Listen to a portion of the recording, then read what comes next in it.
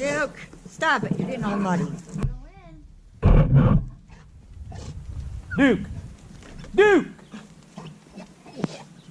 Come here. I gotta get in there.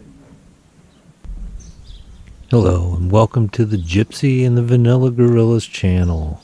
For those of you who haven't been here before, I'm Jeff and this is Tammy. We live in Northwest Ohio and we try to find the art in everything. We run a handyman business. We do everything from cleaning to building houses, so we've done a lot. Today we're going to be working on a mailbox, rebuild the mailbox, and we're basically just going to rebuild it the way exactly like the one that was there, only it's going to be new, and there are some things that I'm going to fix that they didn't do.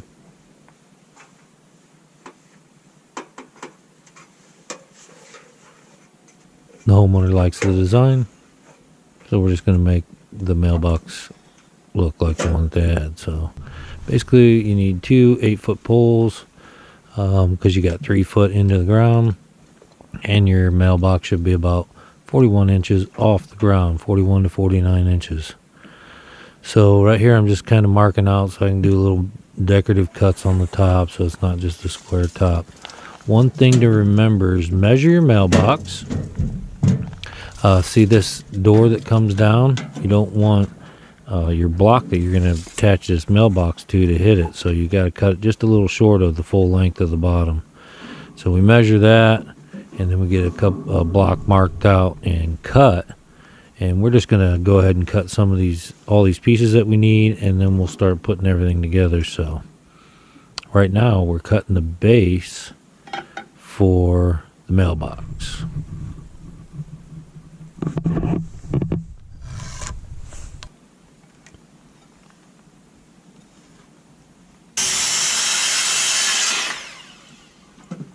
All the wood we used was treated. This is a block for a locking mailbox that the homeowner has as well as their U.S. mailbox. One fun fact is you own the post and the mailbox, but the federal government owns the space inside your mailbox.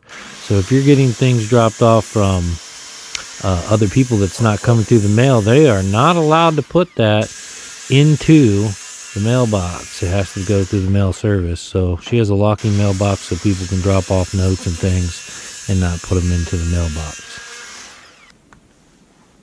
And this we're going to, right now it's mounted to the side of her mailbox, but we're going to put this right above the U.S. mail. It is clearly labeled no U.S. mail, and the mailbox is clearly labeled with the home address.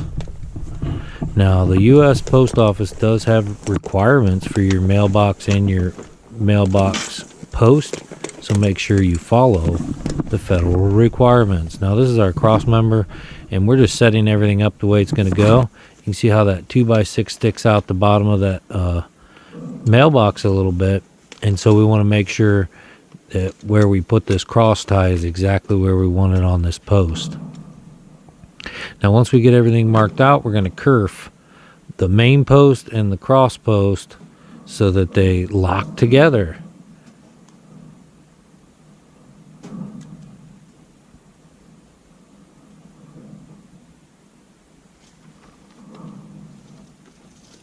Alright, now I was measuring to see how much of this cross post I wanted to stick out so I can get a good mark on it.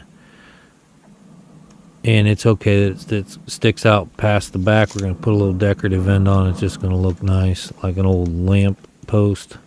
That's the way they do a lot of these mailboxes now. I know a lot of people go to these plastic mailboxes. A lot of times they don't stay open. They're just a magnetic snap. This has got a nice locking snap. The flag to let them know that there's mail out there can be replaced. Some mailboxes can't. And so there are some pluses and minuses to every mailbox design that you end up going with. But this is the design we're going with. They've used this design for a long time, and if it's not broke, why change it? Now this looks like 3.5, but this is actually 3 3/4. 4x4 post is about 3 5/8, 3 3/4, and we're going to set our saw depth to exactly half of that, which is 1 7/8. And we want to make sure we're at it exactly 1 7/8. That way we cut halfway through the main beam and the cross beam, so that we can have a flush joint when it's all put together.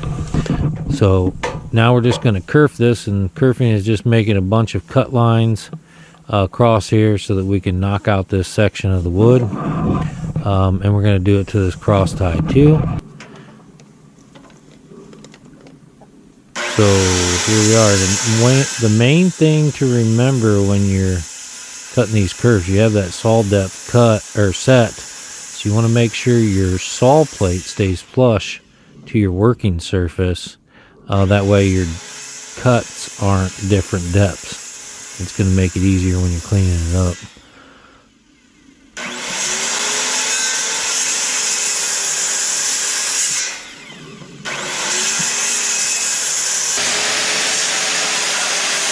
Just holding it tight to the piece and making sure to cut clean through it. It's the furthest part, the round part, the lowest part that matters. You got to keep that all the way down, all the way through. See? All the way down, all the way through.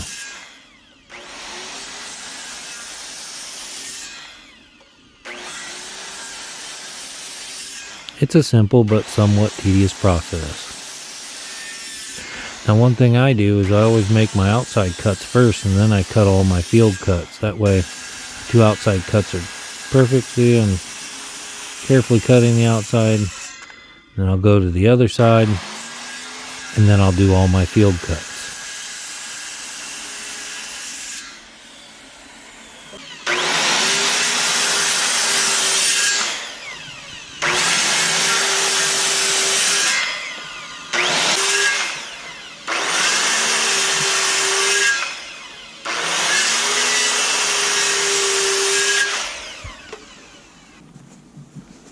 Alright, now that we got all those cut, we're just going to take a hammer and knock these pieces out.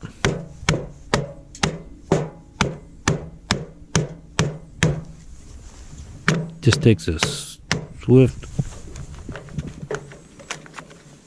hit, and look at that. That's not work, that's satisfaction. Isn't that satisfying, knocking those out? I even like what's left. Kind of looks like a feather. Now we'll do it to the other one. Look at this. This is so fun. Some people call this work. Alright, now don't throw those away. They're great for a lot of things like shims and stuff. Take the claw part of your hammer and just tap away at what's left. You don't need a chisel. Oh, squirrel. Nope, you just hit it with the back side of your hammer, and see, it all comes out nice and clean. Some people do use a chisel, but it's unnecessary, especially if you have a good hammer. It's a lot easier to get in there with your hammer, and it won't change the depth of it. See? It just breaks off exactly where it should. Look how satisfying that is. So fun. Now this flexible saw, Japanese saw, I keep in my pouch. I use it for a lot of different things. I've cut 4x4s with it. I cut trim. If you don't have power and you need a saw, this is the saw to use. I also use it to clean up wood sometimes. It's nice and flexible. It comes in handy. Make sure you put that in one of your pouches. Get you a nice flexible saw and put it in your pouch. You're going to love that you have it. Alright, now let's see if these things fit together.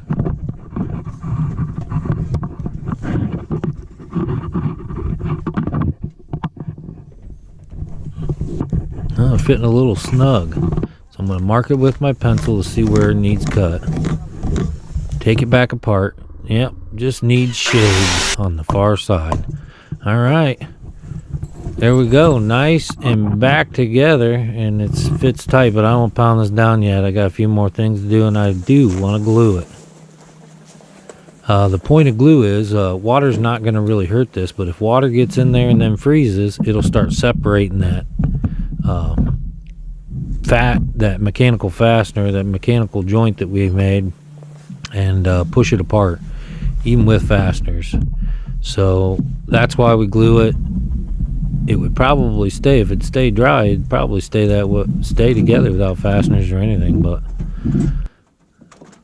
this is going to be outside, so we're definitely going to glue it later.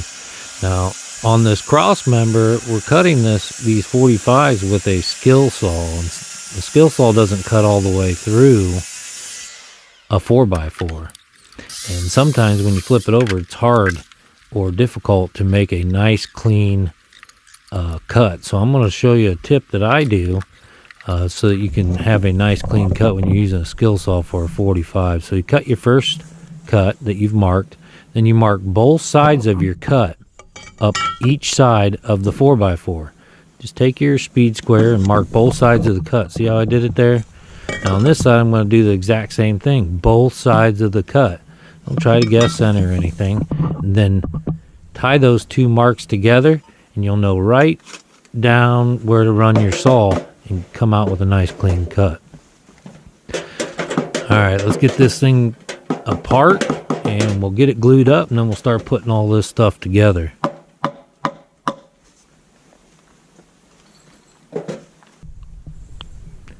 I bet you guys can't guess what kind of glue I'm using. It's not yellow wood glue. This is a vanilla colored glue.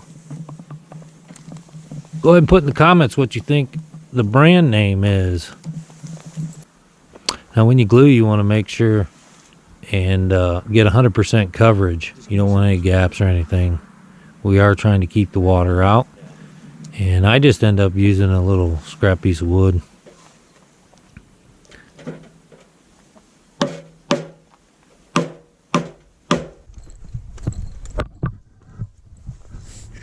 So instead of beating right onto the wood and making a bunch of marks, I'm going to use my heavy pounding onto this scrap piece of wood.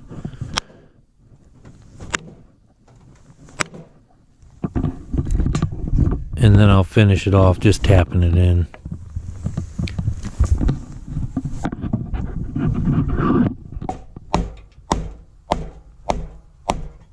Nice and strong. Perfect.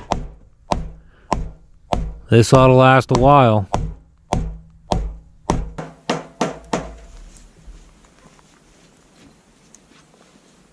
I wonder if the last guy glued his seam there, because I think that's where their main problem was right here at this seam.